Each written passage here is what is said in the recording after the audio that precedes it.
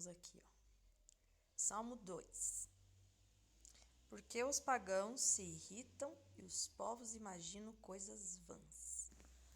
Então, no versículo 2, capítulo 2, versículo 1, aqui a pergunta por quê, como por que é retórica, expressa surpresa diante da presunção dos pagãos à luz da realidade do reino de Deus por meio do seu corregente. O que é isso aqui? Pagão é quem adora a outros deuses, pagãos. Então, eles não adoram o Deus verdadeiro. Então, fala assim, por que os pagãos se irritam e os povos imaginam coisas vãs? Vamos lá. Aqui, ó, se você ver, em outros trechos, as nações que se irritam contra a autoridade do Senhor são comparados ao mar enfurecido. Então, os pagãos são aqueles que não acreditam em Deus como único Deus, eles acreditam em outros deuses e eles se irritam. Fala por que eles se irritam lá? Porque os pagãos se irritam, os povos imaginam coisas vãs, eles se irritam contra as ordens do Senhor. Só que isso para o Senhor é como um mar furioso. A palavra imaginam é a mesma palavra hebraica que medita, em 1:2, que fala assim: antes tem o seu prazer na lei do Senhor e na sua lei meditam dia e noite. Então, aqui o capítulo 1, versículo 2 é meditar na palavra. Aí aqui é ao contrário. Olha lá, nesse caso é usado de maneira negativa, descrevendo o ato de pensar em planos para ser livre do domínio de Deus. Então, eles estão tentando escapar, né? Eles se irritam pelo que Deus manda fazer e eles tentam escapar daquilo que Deus quer. O 2. Os reis da terra se posicionam e os governantes tomam conselhos juntos contra o Senhor e contra o seu ungido, dizendo. Então, quer dizer que os reis da terra se posicionam contra o Senhor, tomam posição contra aquilo que a lei do Senhor diz. Tomar posição é uma expressão muito usada em contextos militares para descrever a preparação para a batalha. Reis e governantes não são apenas dois grupos específicos, eles representam todos os dignatários e autoridades que governam a terra.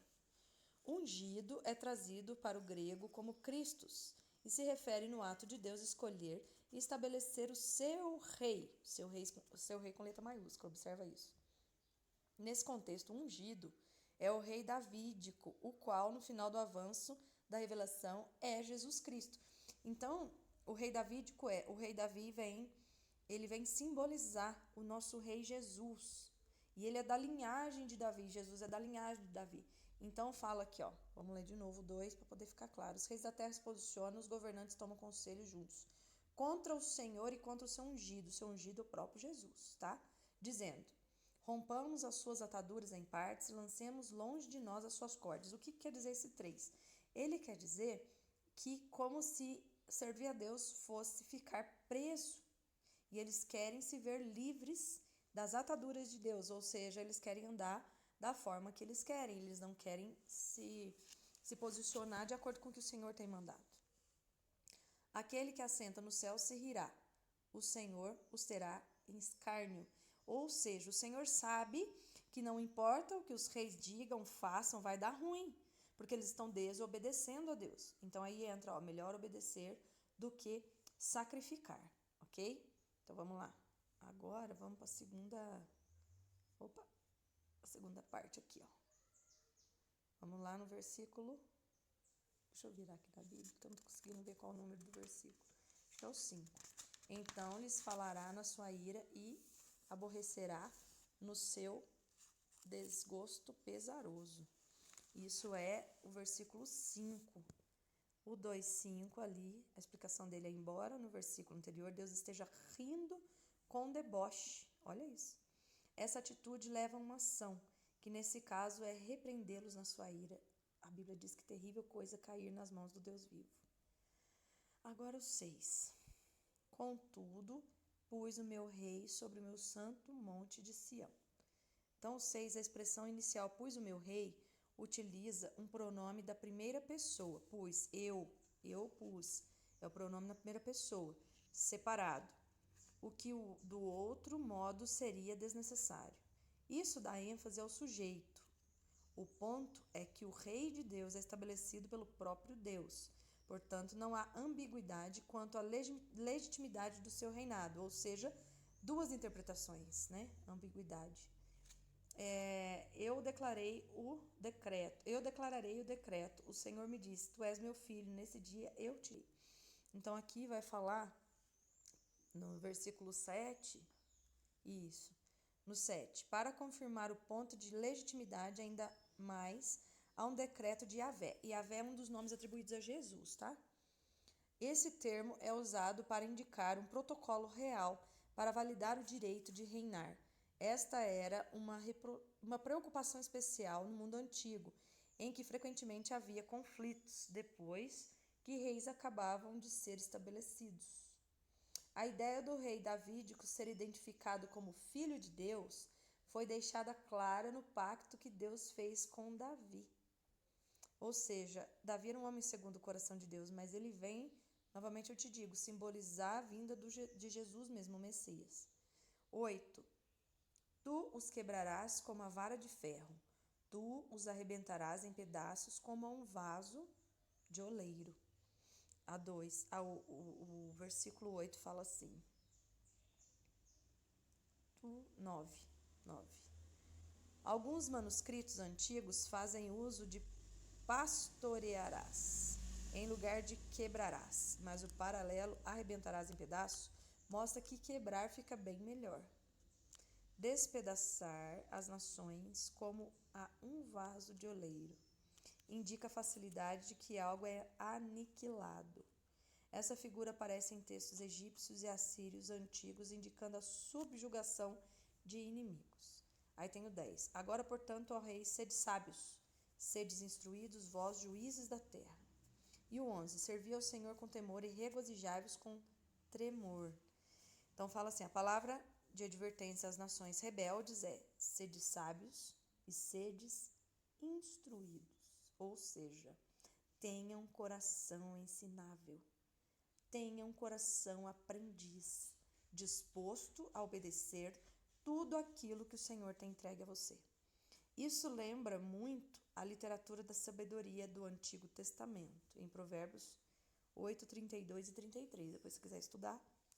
Às nações é dada uma oportunidade de mudar os seus caminhos e submeter-se ao Rei de Deus. A submissão das nações deveria incluir temor e tremor, o que mostra a ligação entre o temor de Yahvé e a obtenção de sabedoria. Temor a Deus, a Jesus, e a obtenção de sabedoria. Teme ao Senhor e sede sábios. Então, é automático isso, né? E outra coisa, a palavra de Deus diz: pede sabedoria para Deus, que Ele vai te dar liberalmente. Então, você vai fazer isso, vai pedir sabedoria para Deus, para você entender o sonho, para você entender o que o Senhor quer que você faça, embora a gente já esteja orando em cima dele. A Mayra também sonhou com umas coisas bem parecidas. Então, eu vou até passar o sonho da Mayra para você ouvir, para você ver que é bem parecido, só que é tudo muito ligado ao que aconteceu essa semana e ao que foi destronado e destruído essa semana. Então, a gente tem que ficar atento e juntar as peças do quebra-cabeça. Agora falta o 12. Beijai o filho, para que não se ire, e pereças no caminho, porque em breve a sua ira se inflamará. Abençoados são todos aqueles que põem sua confiança nele. Então o 12 fala assim, ó, aqui a palavra filho é uma palavra diferente da usada no versículo 7. O versículo 7 fala: pede-me, eu te darei os pagãos por herança, as extremidades da terra por sua possessão. Então é diferente. Trata-se de uma palavra aramaica que faz com que alguns estudiosos questionem sua autenticidade, porque parece fora de lugar. E o aramaico não se tornou o idioma oficial da região até o Império Neobabilônico de Nabucodonosor. Nabucodonosor foi um rei da Babilônia. Dessa forma, alguns têm proposto que a palavra deveria ser trocada por seus pés.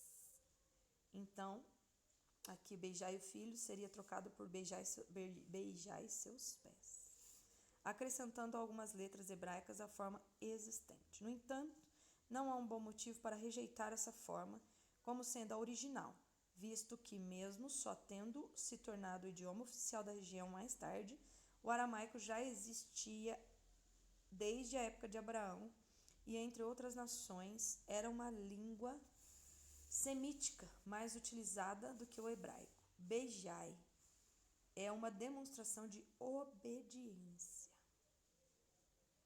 A outra alternativa é pereçais pela ira de Deus, que pode se acender em breve. Esse salmo termina como começa o salmo 1, com a palavra abençoados. O contraste é que aqueles que seguem Yahvé, ou seja, aqueles que seguem a Jesus, veem seu domínio como algo em que põe a sua confiança. Não. Ou seja, nós nos submetemos à direção e obediência ao Senhor por amor, não por pressão, não por escravidão, não vendo como algo ruim, mas sim como algo bênção para as nossas vidas. Entendeu? Então, resumindo, por que ela te pediu para ler o Salmo 2? Com todas essas formas de interpretar, um salmo bem complexo, né, em sua revelação, tudo se resume em obediência, porque a obediência ela traz bênção para a tua vida. E uma obediência não por escravidão, mas por amor e gratidão. Entendeu isso? Então, você obedecendo, você é abençoado. Você desobedecendo, você é amaldiçoado. É simples assim. E assim o Senhor ri dos reis aos quais eles não querem obedecer, aos quais eles querem viver da forma que eles estão vivendo, sem obediência, sem prestar conta, sem nada. Eles querem viver do seu jeito. O Senhor dá risada, ele é sarcástico, ele é como ironia, né? O Senhor fala, eu já sei onde isso vai dar. Isso vai dar ruim. Agora, quando a gente obedece, a gente é feliz. Então, guarda isso no teu coração. É obediência ao que o Senhor tem te pedido. É só isso. Nada mais que isso. Não tem que se preocupar. Se você está obedecendo, está submissa, fechou as brechas, já era. Não tem que temer nada. Tá bom? Deus te abençoe.